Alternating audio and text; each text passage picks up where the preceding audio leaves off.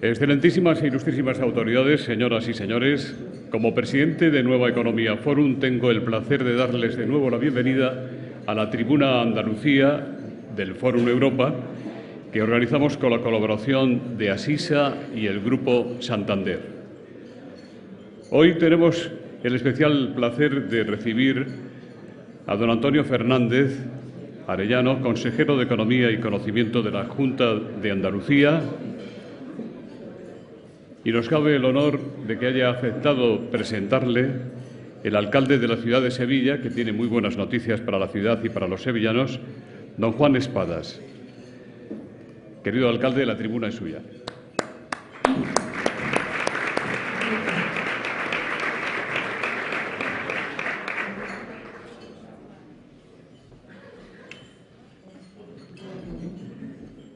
Pues gracias, José Luis, como siempre. Un placer estar en esta tribuna, en este foro. Ya un clásico y una oportunidad también de escuchar, de reflexionar y de vernos con cierta frecuencia, poniéndole un poco, en este caso, el termómetro a cada momento también de la actualidad política. Pero hoy el protagonista es mi amigo y consejero.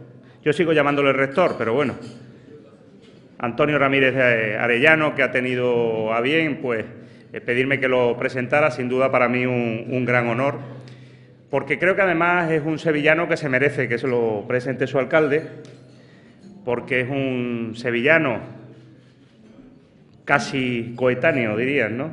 1964, tienes 2 añitos más que yo,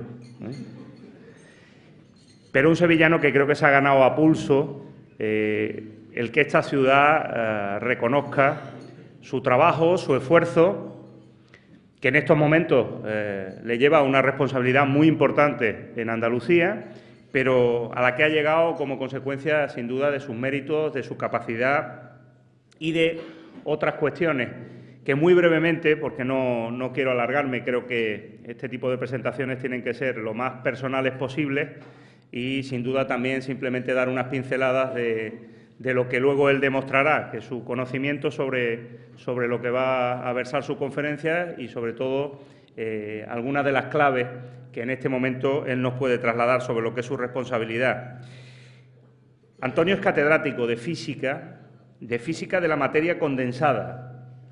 Decir esto para alguien de letras ya tiene alguna dificultad, Y además es licenciado en Economía. Fue rector, como saben, entre 2012 y 2015. Él es, además de todo eso, y creo que se siente, investigador. Un hombre de ciencia, un hombre de la investigación. 30 proyectos lo avalan, ha dirigido de ellos 14. Ha sido o es autor de 4 patentes, 150 publicaciones. Ha tenido distintas responsabilidades en equipos rectorales anteriores a su propia etapa como rector, vicerrector de infraestructuras, vicerrector de posgrado, director del CITIU. Colaboró en distintas estancias, en distintos momentos de su vida, en departamentos de investigación en el extranjero, del que creo que el que más ilusión le hace recordar probablemente sea su paso por la Universidad de Chicago, creo, Antonio, en la que además te trajiste más cosas, creo.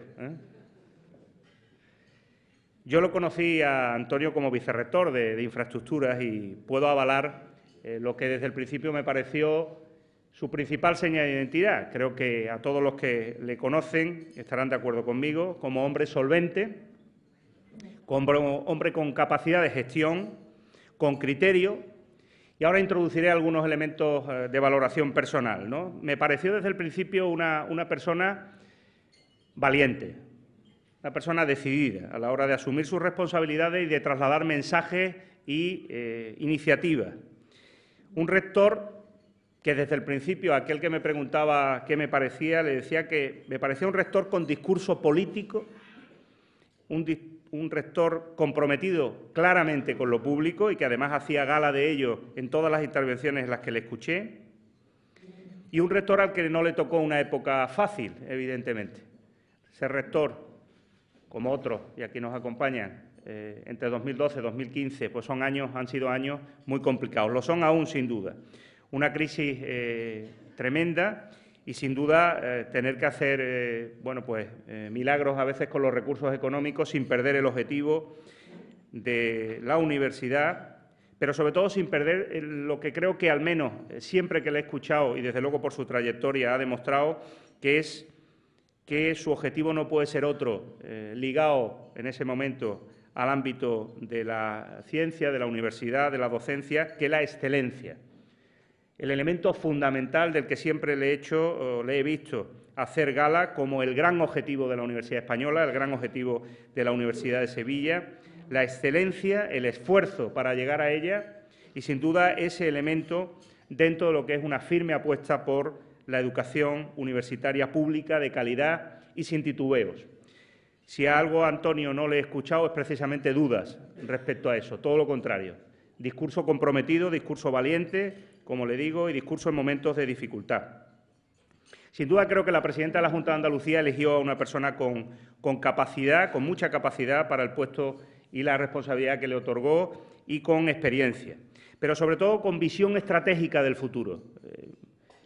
Cuando uno analiza el equipo de Gobierno ve que, sin duda, algunas de las personas que eligió la presidenta y que actualmente tienen responsabilidades de Gobierno tienen además un perfil. Sin duda ahí hay un elenco de distintas combinaciones y enfoques y perspectivas sobre lo que tiene que ser la labor de Gobierno, pero hay algunas de esas personas que claramente reflejan una visión estratégica de futuro por conocimiento de su sector y, sobre todo, por aportación a lo que entendemos debe andar en los próximos años Andalucía para que, en su caso, hagamos los cambios que debemos hacer desde el punto de vista de nuestro modelo productivo. La gran asignatura, sin duda, que tenemos que ser capaces de llevar a buen puerto. Ese cambio de modelo productivo, ese cambio de modelo que a veces hay quien discute si es un cambio de modelo o hacer mejor lo que hacemos bien o, en definitiva, aplicar innovación, aplicar criterios de especialización inteligente, que es como ahora se da en llamar a lo que, sin duda, son la base de nuestro tejido productivo o las oportunidades que en el futuro nuestra propia materia prima como territorio va a darnos de sí. Antonio no sería Antonio si no fuera porque creo que es un hombre, y se le nota, feliz con su familia, feliz con su mujer, con sus hijos, doy fe de ello, disfrutando desde la cabalgata hasta de un partido del Betis, y además creo que se siente orgulloso de que así sea, se le nota. Eso es muy importante, sin duda, para el equilibrio personal de alguien que tiene grandes responsabilidades, que seguro, como nos pasa a algunos, no está el tiempo que debería dedicado a estar muy pendiente de lo suyo, pero que, sin duda, cuando hay oportunidad de decirlo desde el punto de vista público, hay que recordarlo. Una persona pública y una persona con una gran responsabilidad como la que tiene Antonio también es una persona que da mucho más, sin duda, de lo que recibe a cambio, pero lo hace porque se siente un servidor público y, por tanto, lo hace con responsabilidad y, sin duda, como un honor. Un consejero que tiene muy claro por dónde pasa el futuro de Andalucía, un consejero que tiene discurso, que creo que tiene, sin duda, capacidad para llevar a cabo los retos que en este momento tiene el Gobierno andaluz y que le ha encomendado la presidenta de la Junta de Andalucía, pero un consejero que no está dispuesto a que, en la búsqueda de ese futuro de Andalucía, en la búsqueda de ese futuro también para su tierra, de la que, sin duda, ejerce como embajador permanente allá donde vaya, ese futuro no está dispuesto a que pase por renunciar, como dijo en otro foro anterior hace un par de meses, a renunciar a las políticas sociales que nos permiten avanzar en igualdad de oportunidades, que nos permiten tener unos servicios públicos eficientes y sostenibles y, sin duda, todo ello, y en palabras suyas, probablemente por avanzar en una fiscalidad más justa y una fiscalidad que sea capaz de redistribuir mucho mejor la riqueza de lo que hasta ahora hemos podido conseguir. Y en esta tierra, sin duda, hemos avanzado mucho en ello. Por tanto, Antonio, con el interés siempre de escucharte reflexiones de altura, eres una persona con continente, pero sobre todo con contenido. Y, por tanto, un amigo del que uno puede sentirse orgulloso y que, sin duda, representa los intereses de Andalucía, el Gobierno de Andalucía y el futuro de Andalucía muy bien. Felicidades, Antonio, muchas gracias y estamos encantados de conocerte, así que la tribuna es tuya.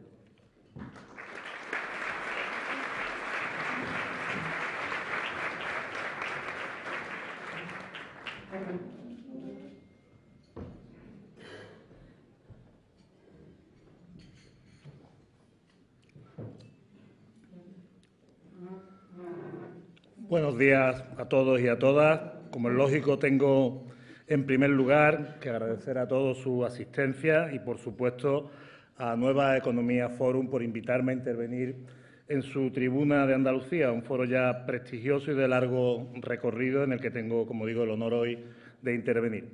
También, por supuesto, debo expresar mi gratitud a Banco Santander y a SISA, los patrocinadores de este acto. Se da una curiosa circunstancia. El 25 de junio del año pasado estaba yo comprometido a presentar al nuevo y entonces reciente alcalde de Sevilla en un desayuno informativo de la cadena SER. El destino hizo que el presentador, que estaba llamado a actuar como rector de la Universidad de Sevilla, se transmutase la semana anterior en consejero de Economía, que además tuvo que salir a toda prisa del acto, si lo recuerdas, alcalde, porque tenía que acompañar a la presidenta en un acto en San Telmo. El alcalde probablemente se acordará, él lo ha mencionado, nos conocimos siendo él un concejal del ayuntamiento, yo era rector de la universidad y debes recordar que cuando te presenté a mi hijo le dije el próximo alcalde de Sevilla. Quizás te sorprendería en ese momento, pero así lo dije.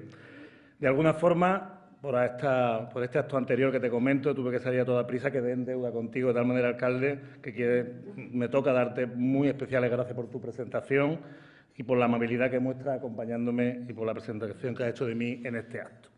Por tus palabras, por las palabras del alcalde, se puede intuir todo el mundo que nos tenemos un mutuo aprecio, una consideración recíproca que sin duda está basada en defender, él lo ha dicho, en defender ambos la seriedad y el rigor, el esfuerzo y el mérito, el diálogo y el consenso y, sobre todo, y también por defender los valores de lo público, para propiciar la igualdad de oportunidades efectiva. También creo que compartimos, incluso en circunstancias difíciles como las actuales, el optimismo vital que supone confiar en que el progreso social es una obra de todos, una acción comunitaria que debe estar presidida por la equidad como referente fundamental. En palabras del expresidente del Uruguay, José Mujica, ver la política como una actividad que debe, y aquí le cito textualmente, generar ilusión para la construcción colectiva. Una frase que me gusta recordar y que define bien mi aproximación a las tareas que me tocan. En esta acertada definición de qué es hoy hacer política, está implícita la necesidad de ponerle cara a los problemas, ponerle las caras de las personas detrás de los problemas. Cuando además los problemas que hoy padecemos afectan a millones de personas, debemos huir de eufemismos económicos y evitar las barreras que a veces se ponen de números infranqueables para el común de los mortales, so pena, finalmente, de hacerle un flaco favor a la democracia que finalmente a veces termina teniendo consecuencias. Porque, esto hay que recordarlo, y en efecto es así, la democracia es ofrecer a las personas certidumbre, confianza, claridad y, les recuerdo que de nuevo, construcción colectiva. Añadiría también que, como responsables o analistas económicos, además de por las coyunturas, debemos interesarnos activamente por las trayectorias y por las fuerzas que las modifican. Preguntarnos, en definitiva, de dónde venimos, a dónde vamos, qué acciones son las que condicionan la evolución de las cosas y nuestro papel en ellas. Les invito a realizar una reflexión así planteada, en estos términos, para el caso de España y de Andalucía desde una perspectiva socioeconómica.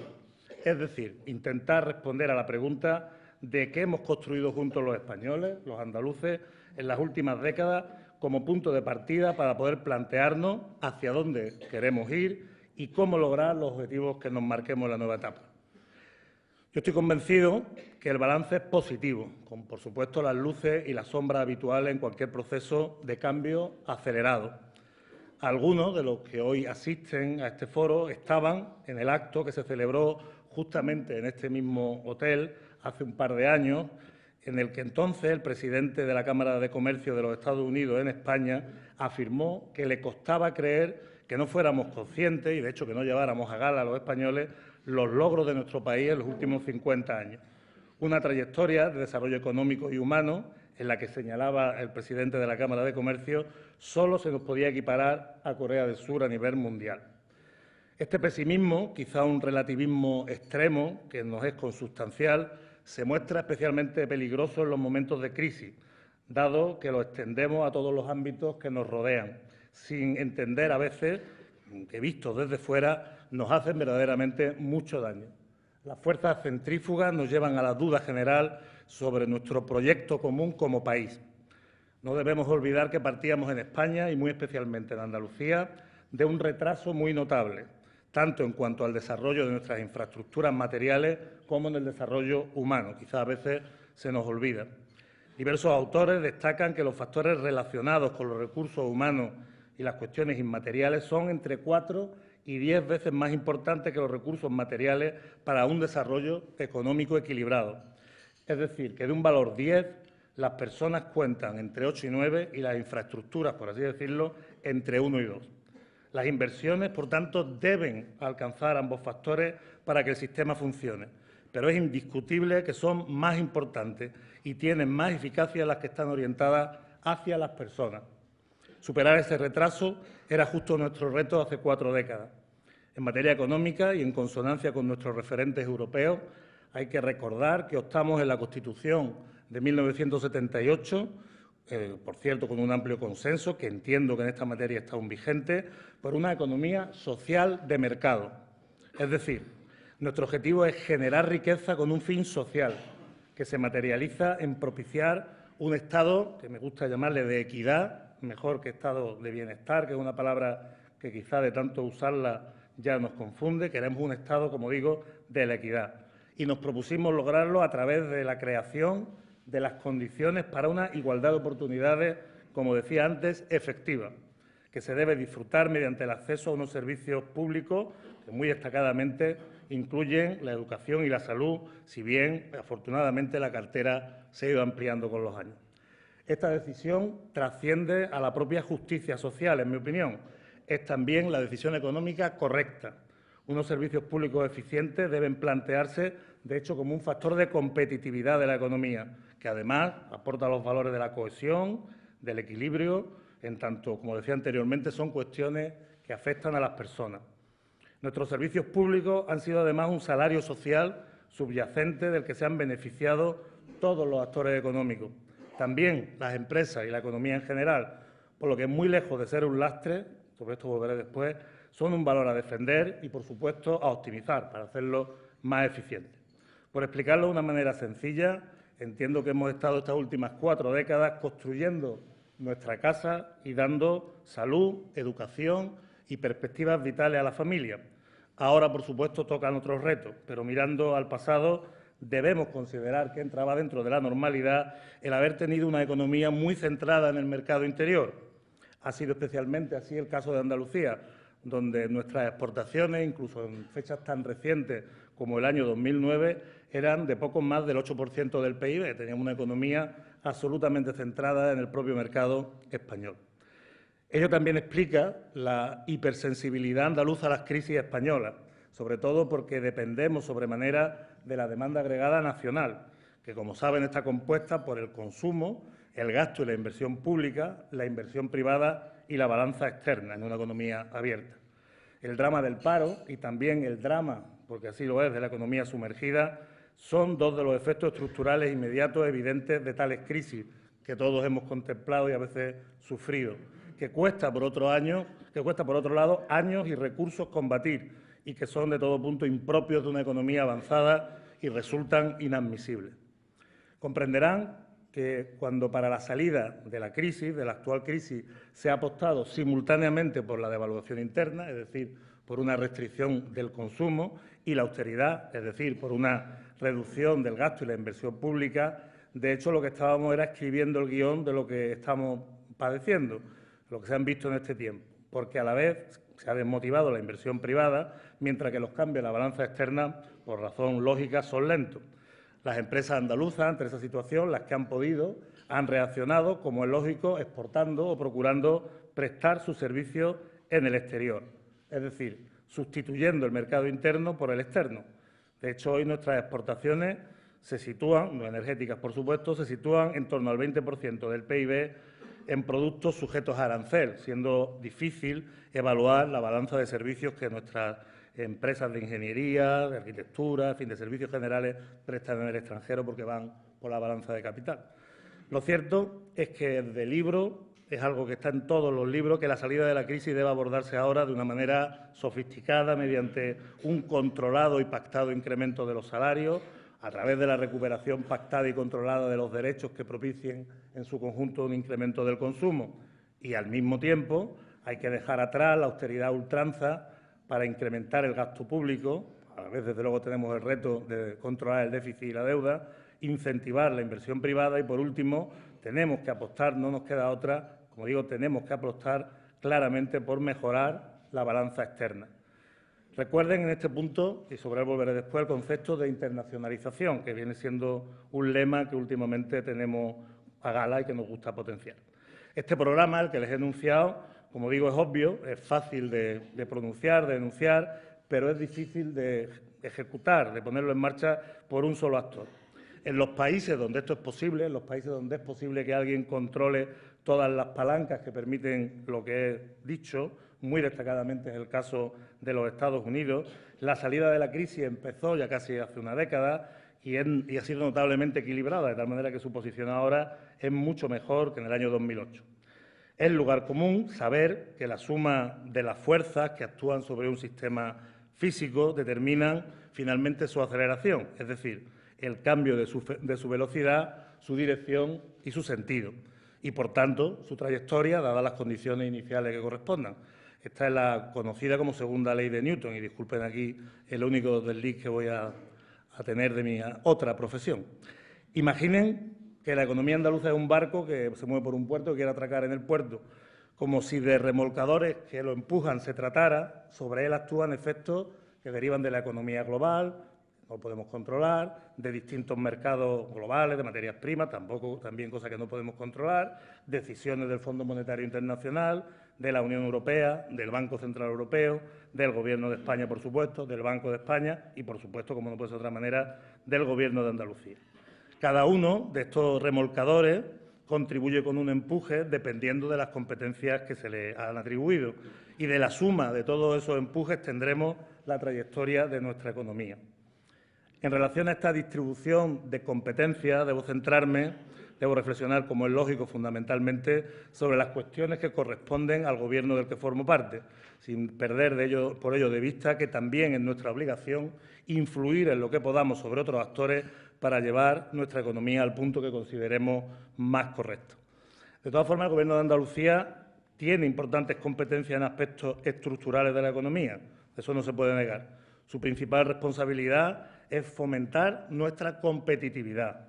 Esa es su principal misión y para ello se debe combinar la provisión de servicios públicos eficientes y también de otras cuestiones que ahora procuraré relatarles. Todos saben que la salud, la educación, los servicios sociales son más del 80% del presupuesto de gasto de la Junta de Andalucía. Esa era otra de los componentes de la demanda agregada. A ello, por supuesto, se suman las inversiones que podemos en infraestructura, medio ambiente, en I+D+I, dentro de lo que nos es posible, como digo, con la cantidad económica que recibimos, como digo, por la financiación autonómica. Y también, por supuesto, por ejemplo, la apuesta por la cultura, etcétera. También trabajamos para impulsar sectores productivos clave, sobre todo son característicos la agricultura, el turismo, también ámbitos industriales y de servicios que se encuentran dentro de nuestras responsabilidades y prioridades en términos, como digo, de impulso. La planificación general de la economía andaluza es responsabilidad de la Consejería de Economía y Conocimiento, de la que soy responsable. En este ámbito, el discurso que construye las competencias de esta consejería es el propio discurso que queremos plantear como propuesta de modelo económico del Gobierno de Andalucía.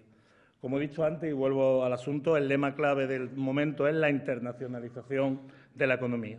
Este es un mensaje claro y simple que entendemos que posee muchos, si no casi todos, los elementos positivos que pueden y deben articular una propuesta económica sostenible para Andalucía, como es lógico cuando se trabaja en aspectos estructurales pensando en el medio y largo plazo. Vuelvan al planteamiento que antes les hacía que retuviesen. Vamos a imaginar una empresa andaluza que ante el decaimiento de la demanda de sus productos en España busca otros mercados y empieza a exportar. Típicamente se tratará de una pyme, de una pequeña y mediana empresa. Probablemente será del sector agroalimentario. Exportará probablemente a granel y también inicialmente partirá de una ventaja de precio debido a menores costes laborales que la crisis ha permitido. Sin embargo, al poco tiempo de estar fuera, descubrirá el mercado global y verá que es muy competitivo. Es casi imposible mantenerse en él largo tiempo por una mera ventaja de costes laborales, que además típicamente tienden a recuperarse al salir de las crisis y sobre todo también le es difícil mantenerse en un mercado competitivo internacional siendo una pequeña empresa. Las preguntas y respuestas se deben así suceder por sí solas, como le sucede a nuestros estudiantes que se marchan al extranjero de Erasmus. Las empresas que salen al exterior vuelven cambiadas. Nuestra pequeña empresa tiene que plantearse en primera instancia crecer. Tiene también el reto de ubicarse en una variedad de mercados maduros que le den estabilidad y resistencia ante las crisis locales. También se dará cuenta de que la verdadera rentabilidad está en cubrir toda la cadena del valor, de tal manera que considerará que lo oportuno es abandonar el granel para tener una marca que termine con un producto envasado, ese es el sueño de cualquier productor, envasado en la estantería de un supermercado de un país importador, después de haber retenido la mayor parte de la cadena de valor. Pronto comprenderá también que una marca está íntimamente ligada a la calidad del propio producto o de los procesos que llegan a producirlo, lo que le conecta directamente con la necesidad imperiosa de innovación. Sin innovación no se puede internacionalizar una empresa. Innovación que podrá proceder de un buen conocimiento del sector, pero también de la incorporación de nuevas tecnologías. Evidentemente, para todo este planteamiento, nuestra empresa necesitará acceso a recursos para inversiones, necesitará personas bien formadas y necesitará conectar con los agentes generadores de transferencia del conocimiento, tanto generadores como los que hacen transferencia del conocimiento, que puedan responder a sus necesidades, como digo ahora ya, mejor definidas. La formación y el conocimiento los encontrará muy especialmente en la universidad pública y en los centros y espacios tecnológicos. También necesitará, y ya en una visión más completa, una sociedad estable, con certidumbre, con una articulación territorial sólida, así como los factores de competitividad que unos servicios públicos eficientes e innovadores permiten, además, por supuesto, de unas infraestructuras apropiadas. La combinación de una planificación correcta de los factores de competitividad descritos y de una infraestructura bien concebida debe contribuir también, y esto es importante, a la atracción de inversiones, también incluida en una consideración amplia de la internacionalización de nuestra economía y que también está en nuestros planes estratégicos. Esto ha de ser clave si pretendemos y buscamos tener sectores industriales significativos y relevantes. Crear o reclamar estas condiciones es responsabilidad de este Gobierno. Desde esa visión amplia que les planteo, nuestra empresa, esta pequeña empresa que se ha animado a exportar para empezar un nuevo camino, se beneficiará también de un clima de paz social generada mediante el diálogo constructivo entre los principales agentes de la economía. También se beneficiará de un planteamiento estratégico que tenga muy presente la promoción de la cultura emprendedora desde la perspectiva de la igualdad de oportunidades, incluyendo, por supuesto, el impulso del trabajo autónomo y de la economía social como opciones válidas de emprendimiento, que no de subempleo, en un contexto, por cierto, que les reduzca también las trabas a la puesta en marcha de iniciativas emprendedoras que deben, por otro lado, nacer con el ADN, la conciencia de que la internacionalización tiene que estar escrita en su hoja de ruta. Las personas, la sociedad en su conjunto y, por supuesto, nuestra empresa modelo necesitarán un sistema de universidades públicas de calidad, ligadas al territorio, pero que miran también al mundo y, por tanto, también son actores activos y fundamentales de la internacionalización que alcanza ya un carácter, un objetivo social.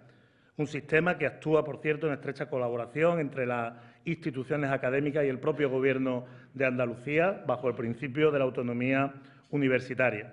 Además de proporcionar formación superior, nuestras universidades públicas generan y difunden el conocimiento y la cultura, Los jóvenes de Andalucía, los hombres y mujeres jóvenes de Andalucía, acceden a ella en condiciones de igualdad de oportunidades y por sus propios méritos.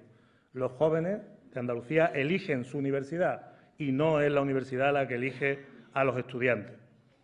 Como en el resto de los países avanzados, es responsabilidad del Gobierno que las universidades públicas cuenten con medios suficientes para la existencia de un tejido de investigación básica en todas las áreas de conocimiento y que también existan líneas de investigación orientadas, por supuesto, por las necesidades de innovación que se nos plantean de sectores productivos públicos y privados.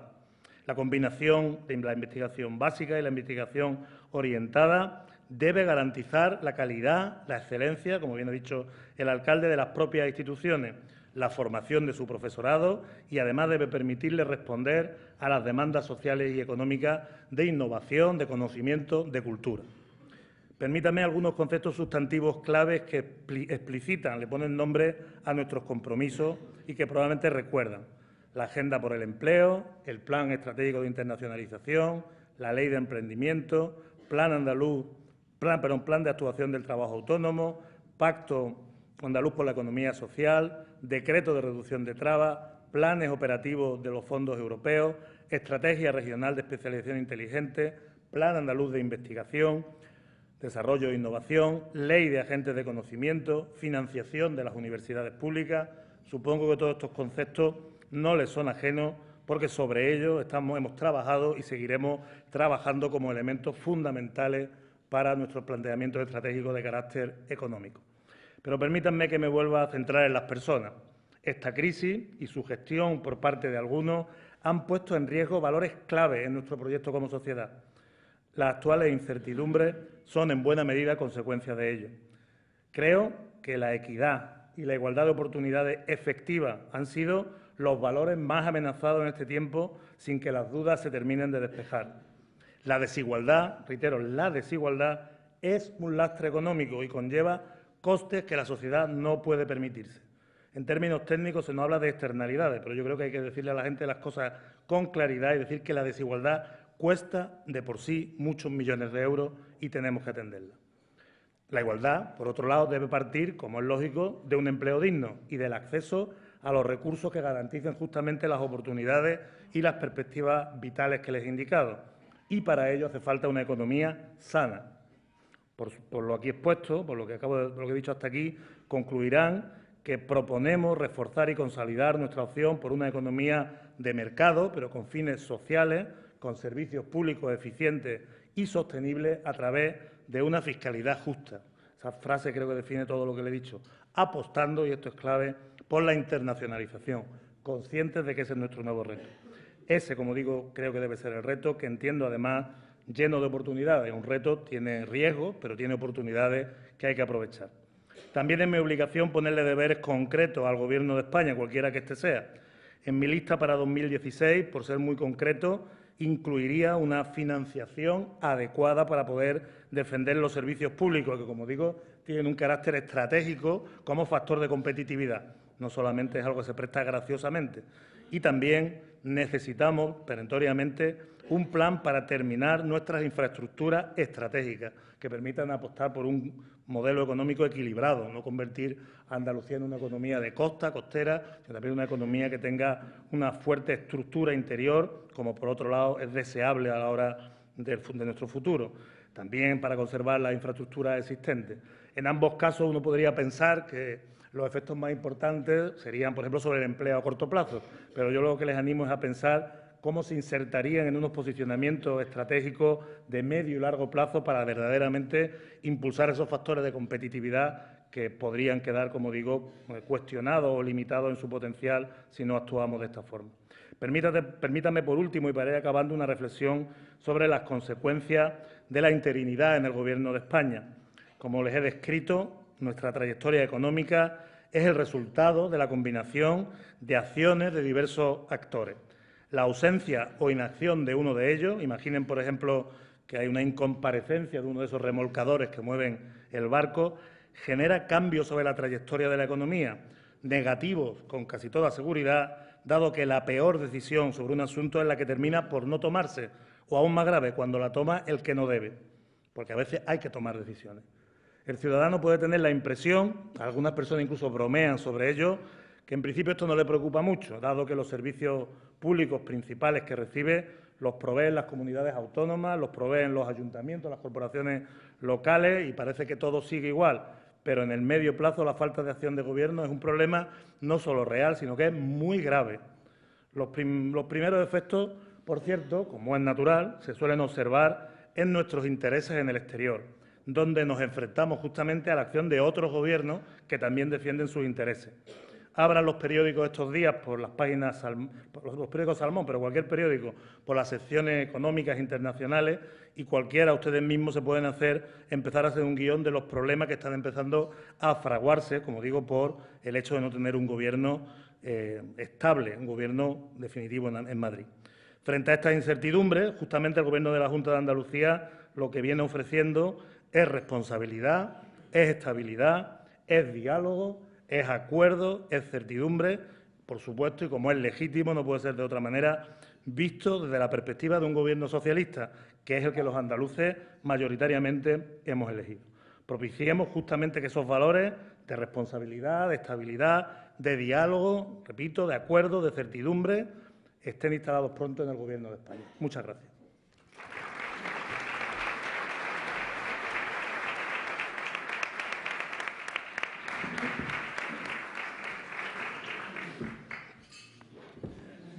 Bueno, pues muchas gracias. Comenzamos ya con las preguntas. Luis Palacios le pregunta al consejero.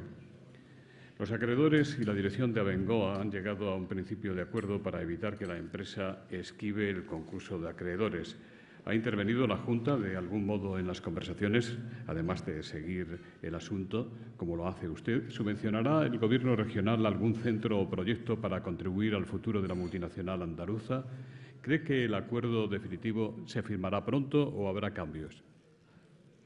La realidad es que estamos hablando de una gran corporación multinacional que tiene una presencia muy importante en sectores estratégicos. No solamente es una corporación que se dedique a la ingeniería, a la construcción de plantas productoras de energía, etcétera, sino que además tiene unas componentes tecnológicas estratégicas no solo para Andalucía, sino para España. Como es lógico también, la capacidad del Gobierno de intervenir en los asuntos internos de una empresa está limitada por las normas, si bien en todo momento hemos estado sobre todo preocupados por que no se dieran unas condiciones que terminaran con el fracaso del proyecto.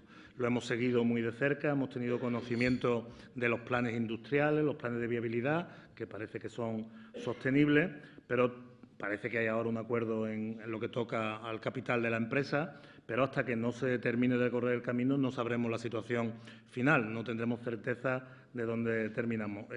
Evidentemente, los principales riesgos que desde el Gobierno andaluz queremos atender tienen que ver con la presencia de la empresa en Andalucía, con el empleo que crea, de calidad, además, en sectores, como digo, estratégicos, y también el efecto sobre sus proveedores, que son también empresas de carácter tecnológico en muchos casos, que son relevantes y que crean tejido en Andalucía. De tal manera que también nos preocupa que el resultado final mantenga la unidad de la empresa en el sentido que le indico, ¿no?, de que una parte importante del negocio permanezca en Andalucía. ¿Teme usted alguna deslocalización con la entrada de nuevos inversores? Habrá que estar pendiente. Evidentemente, es normal. La empresa Abengoa tiene sedes en todo el mundo, de tal manera que ya de por sí tiene algo de deslocalización, pero su núcleo fundamental, que esté en Andalucía, es fundamental para nuestra región. Elena Manzano, de Onda Cero, dice: ¿qué margen hay para negociar la modificación del impuesto de sucesiones y donaciones? ¿Nos puede concretar cuánto bajará en empresas agrícolas y cuándo es la próxima reunión con Ciudadanos? La consejera de Hacienda está aquí. Si quiere completar la respuesta del consejero de Economía. Evidentemente, cuando se habla del impuesto de sucesiones, aisladamente no se está abordando el problema en la profundidad que tiene. Aquí estamos hablando de la financiación de las comunidades autónomas. El impuesto de sucesiones es uno de los impuestos transferidos, de tal manera que existe en nuestro país la actitud de algunas comunidades autónomas de establecer una especie de competencia fiscal para establecer rebajas que en el fondo terminan convirtiendo a algunas regiones en auténticos paraísos fiscales, lo cual rechazamos. Esto es, además, por otro lado, se podría acabar fácilmente con este impuesto, en caso de que hubiera algún problema con él, con una regulación estatal que lo llevara a una armonización, como sería lo deseable, pero al hacerlo el Gobierno de España tendría que suplir los ingresos que consigue el Gobierno de Andalucía por su recaudación por transferencias de financiación. Cuando se refiere a regiones paraísos fiscales, ¿se refiere usted a Madrid? Pues, por ejemplo, aquí el tema de la armonización fiscal en España es uno de los retos más importantes que tenemos. No puede ser, de hecho, en mi opinión, la Unión Europea intervendrá en el asunto antes o después. No podemos entrar en un ciclo de competencia fiscal de tal naturaleza que altere los asuntos económicos de fondo. Yo no creo, como ciudadano, que sea justo que los impuestos que se paguen dependan ya no de donde se genere la riqueza, sino del lugar donde tenga uno su residencia, de su código postal. Me parece que es algo que no es sostenible, porque luego estas cuestiones se ligan de manera oportunista a las balanzas fiscales y el resultado es que se justifican las desigualdades en base a la contundencia de los números que, por otro lado, están alterados por las circunstancias que le he descrito. Sara Santos dice que ayer el ministro de Hacienda, Montoro, estuvo en Cádiz a propósito de un acto con el vicepresidente de la Junta. En el papel que le queda al ministro en funciones, ¿hay algún margen o posibilidad para que ayude a Andalucía? No en vano, don Cristóbal es diputado por esta región. ¿Le han echado de menos al señor Montoro a lo largo de la legislatura en la Junta? Hemos echado de menos una actitud más sensible del Gobierno de España, del Gobierno del Partido Popular, con Andalucía. Los retrasos y los problemas que tiene la financiación autonómica, como he dicho, alteran muy notablemente la igualdad de oportunidades. Esto no es una cuestión puramente de carácter monetario, es un problema de los derechos y de las oportunidades de los ciudadanos y, por lo tanto, se debería haber sido mucho más activo a la hora de plantear el problema. Yo creo que esto es una cuestión en la que se ha perdido esta legislatura. El Gobierno de España, con una mayoría absoluta notable, podía haber sido generoso, podía haber hablado con las comunidades autónomas, podía haber establecido un sistema de financiación que nos diera otro de los valores que he procurado transmitir como indispensable, que es certidumbre, porque estamos obligados a planificar de manera eficiente en el medio y largo plazo. Yo creo que esa oportunidad se ha perdido. En el pasado no se ha sido muy activo, no cabe pensar que en los próximos meses y con carácter interino se vaya a hacer. Benito Caetano dice: la Junta es el principal cliente de numerosas empresas de la economía andaluza. ¿Cómo utiliza su poder de compra la Junta para favorecer el fortalecimiento del tejido profesional y empresarial, específicamente andaluz? Pues en estos últimos años, como es natural, con unas capacidades restringidas por la austeridad que hemos tenido que implementar. La mayor parte, como digo, del gasto de los presupuestos de la Junta de Andalucía es gasto social y lo que le rodea, y hemos tenido unas capacidades limitadas para otras cuestiones, ¿no? De tal manera que esa capacidad de intervención en la economía a través del gasto público, otro de los factores de la demanda agregada, para actuar de manera inteligente sobre la economía, es algo que nos gustaría recuperar. Alicia Cifuentes dice que usted propone un pacto de Estado en educación, que ha resultado imposible en reiterados intentos. ¿No es un sueño imposible, estando las cosas de la política como están y sin salida rápida? Ángel Cebolla dice: ¿para cuándo alguna reforma universitaria que evite la endogamia? Pues le respondo, son dos cuestiones muy distintas, pero le respondo conjuntamente. Están los rectores de todas las universidades de Sevilla aquí.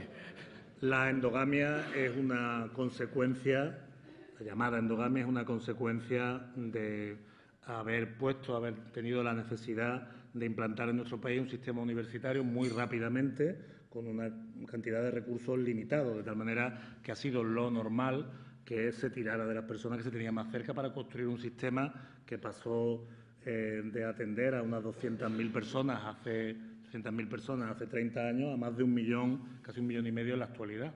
De tal manera que esto entraba dentro de lo normal, ese proceso de tirar de personas que estuvieran cerca. Pero yo les aseguro que esos tiempos ya han cambiado, porque simplemente todos los procesos en el ámbito universitario son procesos donde se concurre para cada puesto de profesor, se concurre por mérito y capacidad, y hay peleas muy intensas por cada una de las plazas. Eso es un asunto que de manera natural se va a abandonar, ¿no? La otra pregunta era, perdona, que no me... La otra pregunta era: ¿para cuándo la reforma universitaria y el Pacto de Estado.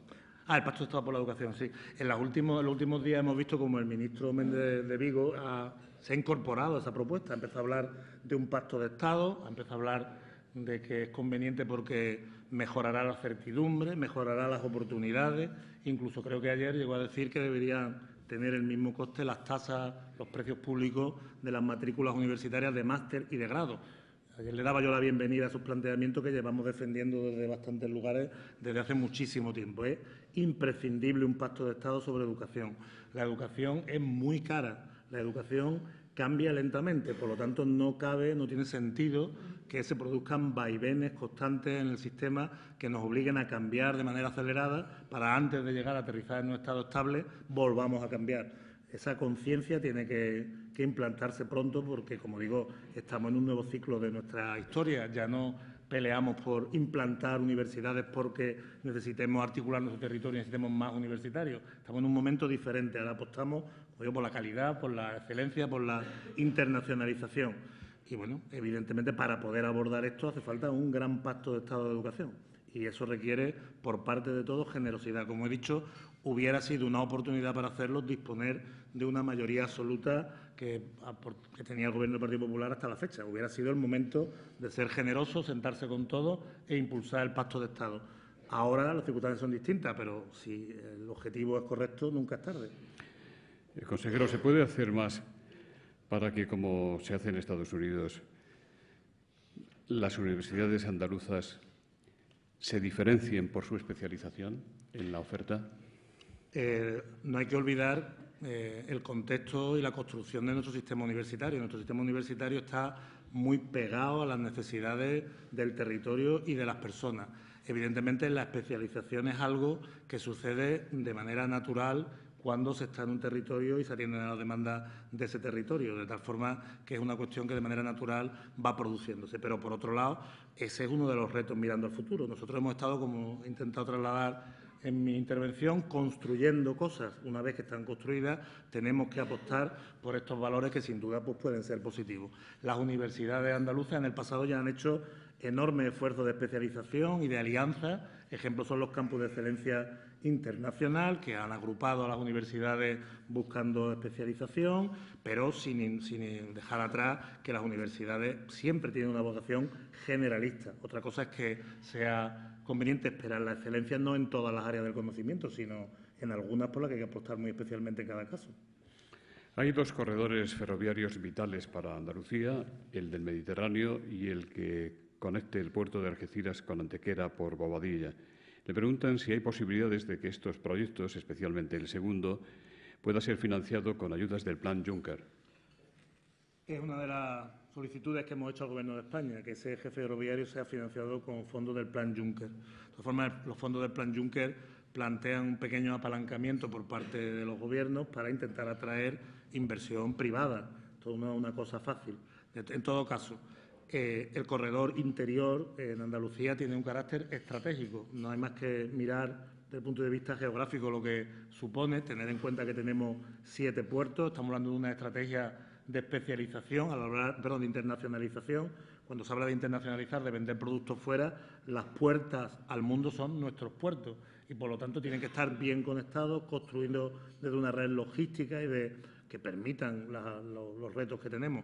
La red de transporte de mercancías interior por Antequera, por Bobadilla y por Linares, nada más que con mencionar los sitios, da idea de la importancia estratégica que tiene. Esta es una de las cuestiones que deberíamos reclamar constantemente al Gobierno de España. Se sale fuera de las atribuciones y las capacidades del Gobierno de Andalucía y, por supuesto, es un reto de carácter europeo. De hecho, está en todos los papeles de posicionamiento europeo al respecto de las redes de mercancías o de personas. Le preguntan cuál es su opinión acerca de las oportunidades que abre para la economía andaluza el eje de colaboración entre Sevilla y Málaga que ha promovido el alcalde Pues Juan me Espadas. parece, como no puede ser de otra manera, una excelente idea. A nadie se le ocurre en el mundo actual intentar competir a escala global aisladamente o individualmente. Lo que hace falta es tejer redes. En eso, como decía hace un momento, han sido ejemplares las universidades. Las universidades han buscado elementos de colaboración para construir proyectos conjuntos, para especializarse, como bien se ha dicho aquí, de tal manera que es una idea que es espléndida. y además tiene, bueno, nada más que se pueden ver detrás de él oportunidades que se abren. Como digo, cuando salimos de Andalucía, cuando nos movemos por cualquier país, les aseguro a ustedes que la gente no distingue entre Sevilla y Málaga.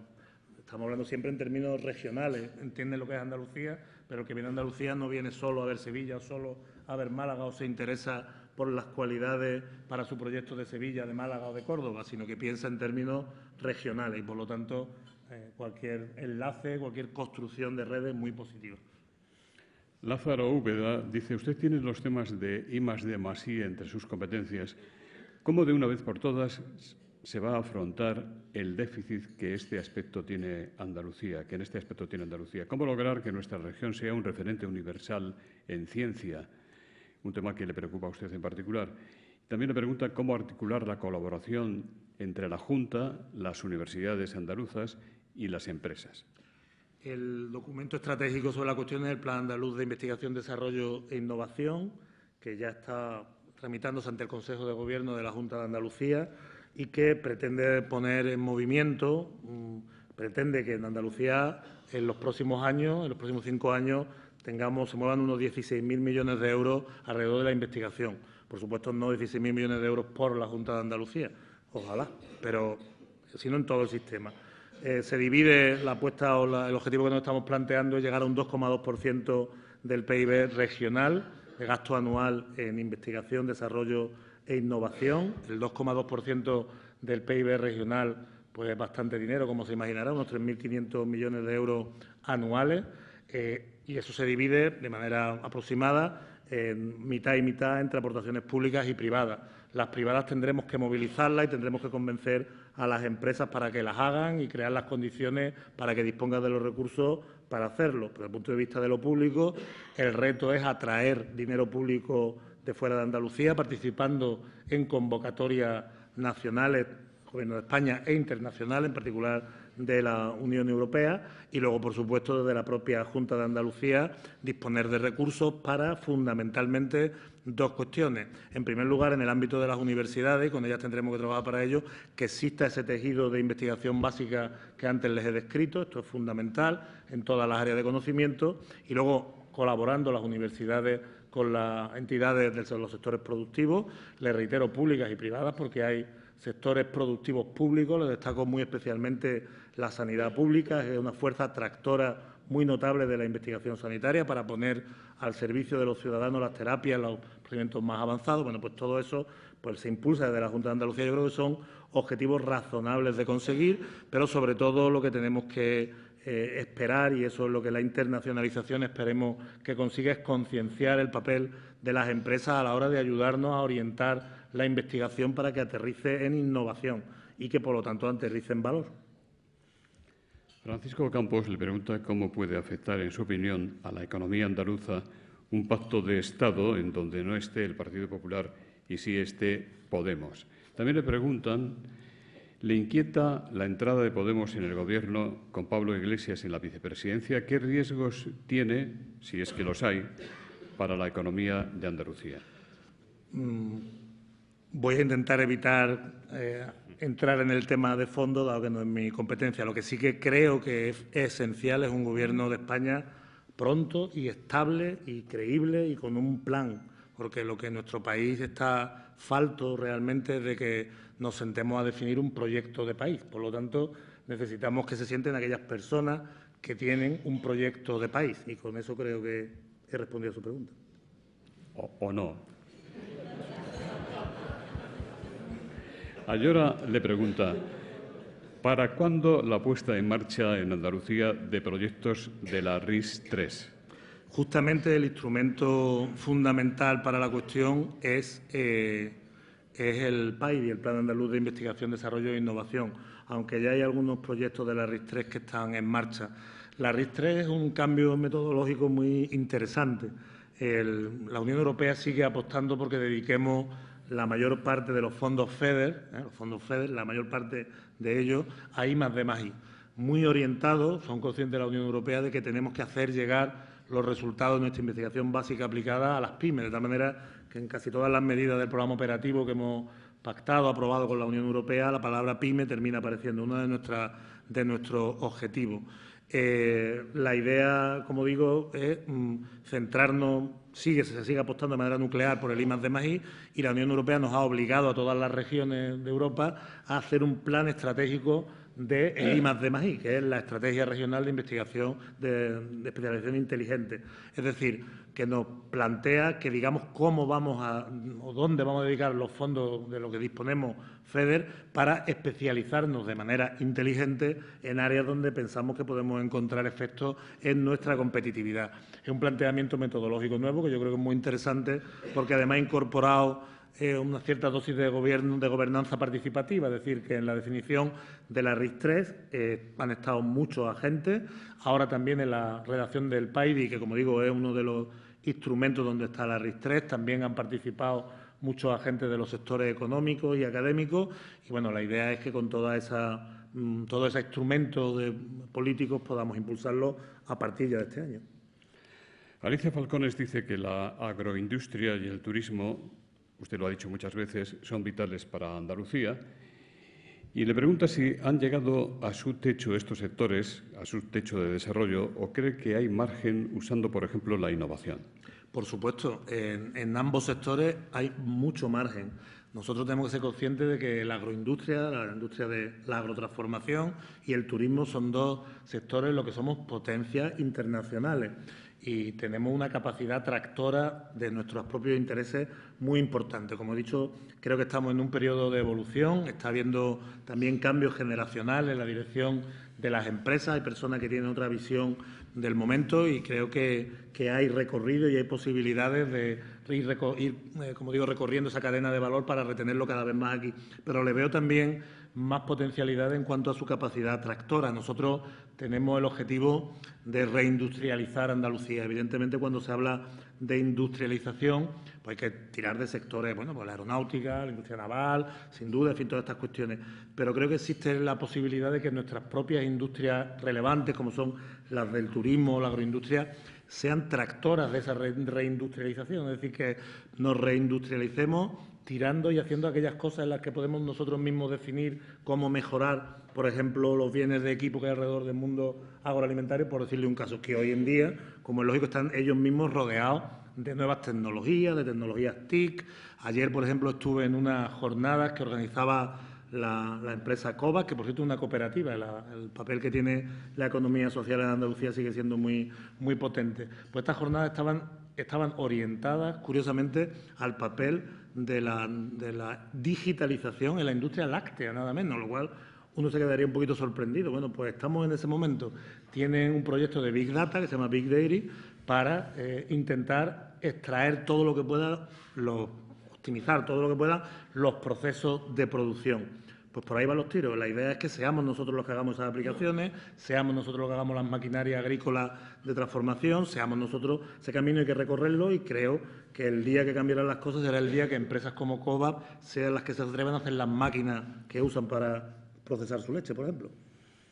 José Joaquín García, del Colegio de Ingenieros Industriales de Andalucía, le dice que Andalucía necesita de un desarrollo industrial pujante para combatir el 30% de paro y generar empleo de calidad, y le pregunta qué medidas considera prioritarias para poner en marcha desde su consejería y si no cree que es necesario impulsar la formación profesional dual.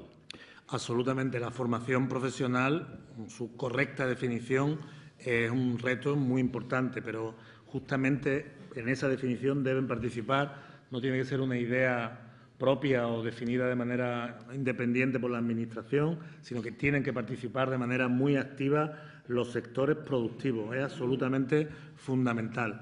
El futuro tiene que ir necesariamente por ahí. Yo, como he dicho hace un momento, tenemos que intentar buscar aquellos sectores donde una industria que implantáramos fuera competitiva. Tenemos que conseguir las inversiones para hacerlo. Esto no es fácil, pero también tenemos otros muchos sectores donde hay mucho margen de oportunidad. La industria aeronáutica está en plena evolución. En Andalucía tenemos que adaptarnos, por ejemplo, a los nuevos tiempos, donde más que producir aviones baratos, lo que se va el reto es tener unas fábricas innovadoras y potentes de última tecnología. En eso somos referentes. También tenemos un potencial tremendo alrededor de la industria de drones y también, por ejemplo, de la industria aeroespacial en general. De tal forma que ahí hay recorrido. También en la industria naval hay recorrido, de tal manera que tenemos oportunidades en casi todos los sectores. Lo que tenemos que crear desde el Gobierno es las condiciones para que los inversores se animen, los empresarios se animen y, por ejemplo, participen en proyectos como el que se ha dicho de definición de una formación profesional dual. ¿Tiene alguna preocupación la Junta sobre la sostenibilidad de los proyectos de Airbus en Andalucía?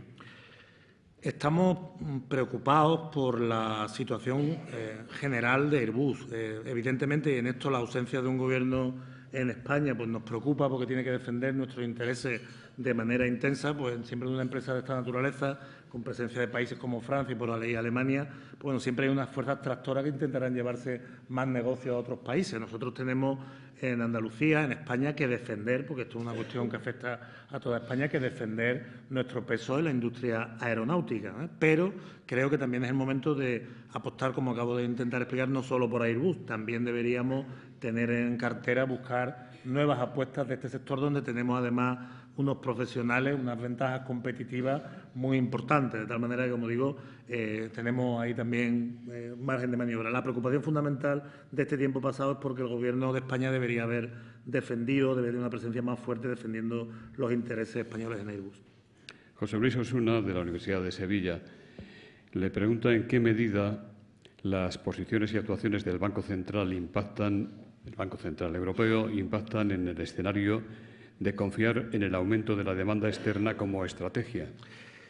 La realidad es que en Europa tenemos la tendencia a pensar que con las medidas del Banco Central Europeo ya se van a producir magias momentáneas, donde simplemente, por ejemplo, ayer por la bajada del tipo de interés al 0%, pues ya se va a activar la economía mágicamente. Esto no es así. Saben todos los actores que la cuestión es mucho más compleja. Por sí solo las medidas monetarias no tiran de la economía. De hecho, la teoría dice que a largo plazo el dinero es neutro, de tal forma que eso por ahí no van los tiros.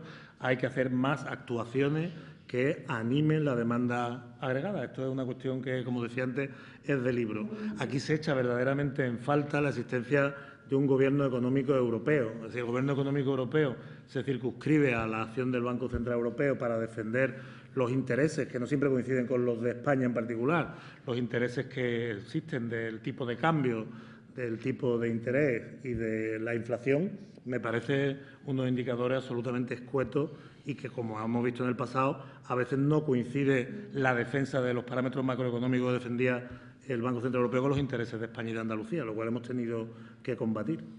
Desde ASICA dicen el sector público de agencias está destruyendo al sector privado de la ingeniería al ejecutar trabajos con medios propios. ¿Va a tomar alguna medida para mejorar la competencia?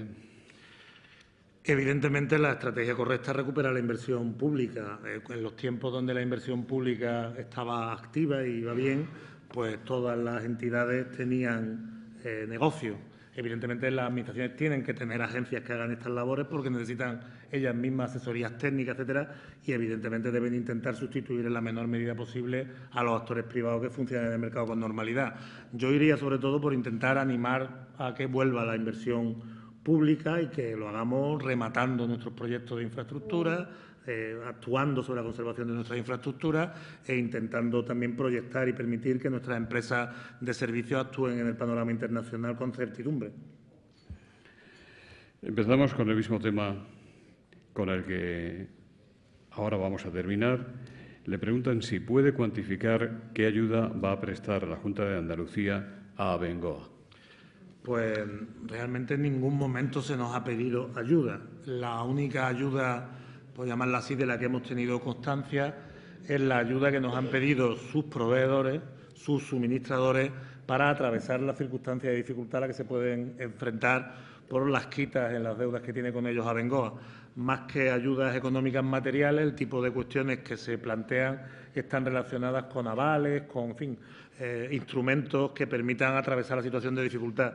Muchas de estas entidades, muchas de estas empresas proveedoras de Abengoa, como digo, son empresas potentes, son empresas con unas tecnologías avanzadas y que si se les permite, si ese fuera el caso, cambiar de cliente lo podrían hacer. Vamos, no es un problema, el problema no va por ahí. Lo que sí que sucede es que la circunstancia, la travesía de ese momento sí que es delicada, pero como digo, hasta la fecha no nos han pedido nada, lo cual da idea del sentido de responsabilidad, por otro lado, de los empresarios, ¿no? Las personas lo que requieren es que facilitemos las cosas, más que les demos cosas. Yo creo que eso ha sido muy responsable por su parte. No tenemos tiempo ya para más. Disculpas por las preguntas que no he podido leerle.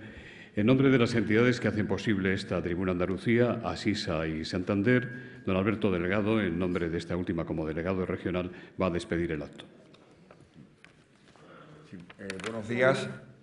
Yo solamente les pido 2 minutos para agradecer a Antonio Ramírez de Arellano, consejero de Economía y Conocimiento de la Junta de Andalucía, y a Juan Espadas, alcalde, por compartir con nosotros vuestra visión de la economía, de la política y sabiendo de lo ajetreado e intensa de vuestras agendas, ¿no? También gracias a Nueva Economía Forum, José Luis, por brindarnos a Banco Santander la posibilidad, y a SISA, la posibilidad de sumarnos a esta Tribuna Andalucía. Creemos que es bueno fomentar estos encuentros, el diálogo, el debate en nuestra región, ¿no? Y, sobre todo, gracias a todos ustedes por vuestra asistencia. Yo creo que demuestra las ganas de participar, las ganas que tenemos todos en un momento importante, ¿no? Un momento en que la economía andaluza da muestras de estabilidad y de recuperación, de estabilidad al haber sido ya el año 15, el tercer año consecutivo en la senda de cumplimiento del objetivo de déficit y de crecimiento, encadenando ya 10 trimestres consecutivos de crecimiento con unas cifras muy buenas de exportaciones, pero también de consumo interno y de mejora del empleo, aunque aquí claramente nos queda todavía mucho por hacer a todos, ¿no? Nosotros pensamos que la recuperación es sólida, que será continua en los próximos años, a pesar de las incertidumbres que estamos convencidos que tanto España como Andalucía y sus instituciones sabrán superar, ¿no? Y solamente una reflexión respecto al papel que debemos jugar las entidades financieras y, más en concreto, qué estamos haciendo en Banco Santander. Yo creo que nosotros se resume en lo que siempre dice nuestra presidenta, Ana Botín, en la misión que tenemos que cumplir, ¿no? Una misión que nos recuerda y que quiere que presida todos nuestros actos. Y dice siempre, los bancos tenemos una misión que es contribuir al progreso de las personas y de las empresas. Si cumplimos esta función, los bancos también progresaremos como parte de la sociedad en la que estamos, ¿no? ¿Y cómo estamos intentando hacer esto? Por 2 vías, sobre todo, y la primera, como nos corresponde, pues a través de la financiación, ¿no? Es decir, el promover la creación de riqueza y empleo a través de la financiación a las empresas y particulares. Esto hace ya casi 3 meses, casi 3 años, perdón, pasa el tiempo rápido, cuando los síntomas de recuperación eran todavía muy débiles, desde el Santander ya empezamos a trabajar en esta línea, siendo la primera entidad financiera que comenzó a crecer en créditos en Andalucía ya en el año 2013. Ahí recordará bien la consejera de Hacienda, María Jesús, los acuerdos que firmamos, y entonces era, en el año 14, poner a disposición de los autónomos, pymes y empresas andaluzas 4.400 millones de euros. La buena noticia es que se superaron, hicimos 6.100 y han sido 7.700 en el año 2015. Hoy en día, afortunadamente, pensamos que la liquidez ha dejado de ser un problema, entonces sí lo era, pero bueno, ese es el camino, ¿no?, de apoyar. Y siendo importante, como decía los números, también el cómo hacerlo, ¿no?, de un modo ético y responsable, con un compromiso con la sociedad. Estamos orgullosos y trabajando tenemos anualmente 1.000 experiencias profesionales para el empleo, 1.000 becas con la Consejería de Empleo para que 1.000 desempleados andaluces accedan a una experiencia laboral retribuida, e igualmente con las universidades y con los amigos rectores. Nos llevamos muchas colaboraciones, muchos años colaborando con las universidades, con convenios de colaboración y en concreto también con becas para 900 becas anuales en Andalucía para que estudiantes de los últimos cursos también tengan una primera experiencia laboral, ¿no? También muy importante, desde el año 2012, los 9.534 planes de ayuda familiar que hemos puesto en marcha en estos años para que andaluces con problemas puedan seguir conservando su vivienda, ¿no? Y también muy importante el voluntariado dentro del banco, con más de 400 acciones de voluntariado que han realizado nuestros equipos de Andalucía en este año pasado 2015, ¿no? Bueno, en definitiva, como digo, ese es nuestro compromiso con Andalucía, poner a su disposición más apoyo, más servicios y más crédito y agradecerles el confiar en Banco Santander como socio para vuestros proyectos. Muchas gracias.